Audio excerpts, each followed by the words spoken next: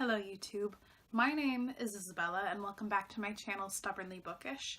Today I'm going to be discussing 5 reasons I think you should go see the absolute phenomenon that is Love, Simon again and again and again. If you didn't already know, and I'd be shocked if you didn't, but anyway, Love, Simon is an adaptation of Becky Albertalli's Simon vs. the Homo Sapiens Agenda, and it is directed by Greg Berlanti, and it is a gay rom-com. I think that bears repeating. It is a gay rom-com. I had the absolute privilege of going to an early screening of Love, Simon in January, and I have been yearning for the chance to discuss my feelings and thoughts about this movie. Instead of becoming an emotional mess, which I would become if I attempted to truly express what this movie means to me, I decided to discuss why this movie truly matters, and that's how this video was born. Reason number 1.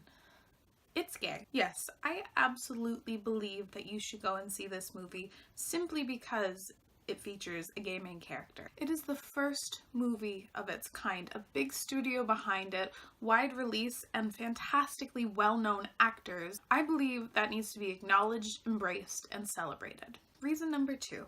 It's a fantastic adaptation. Becky Albertalli truly hit the lottery in terms of adaptations. Both the screenwriters and the director did a fantastic job converting it from page to screen. Love, Simon is uniquely its own separate entity, but still manages to keep the essence and the truth of Simon vs. the Homo Sapiens Agenda, which I think is fantastic because we now have 2 versions of a story I fell in love with. Reason number 3.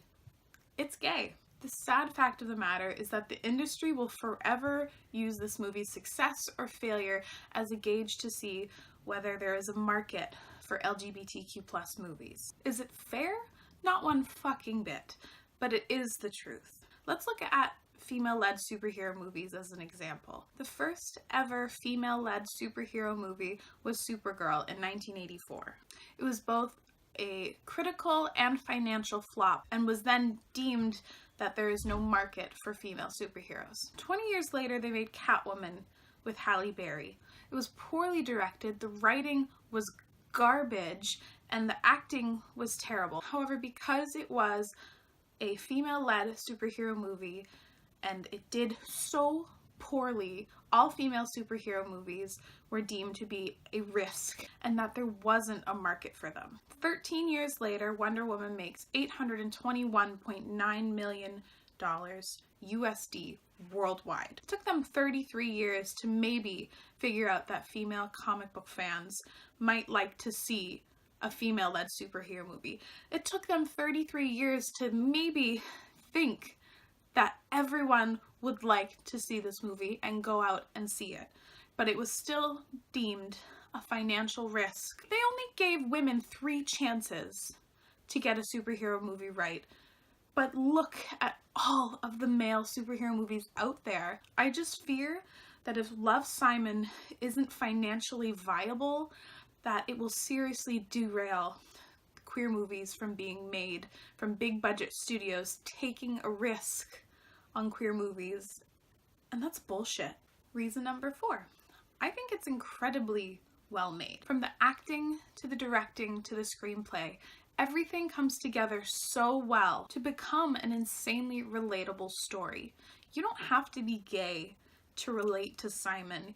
You don't have to be a teenager to relate to their problems. I'm not a teenager, but I can look back on my time in high school and see the friend group in Love, Simon and relate wholeheartedly to their dynamics. I believe everyone can get something out of this movie, whether it is the gay representation, feeling like an outsider, friend dynamics, or just falling in love. There's something truly for everyone with this movie, and it's incredibly special. And the final reason, reason number 5, and in my opinion the most important reason why you should go see this movie, is because it's gay. Listen, representation matters.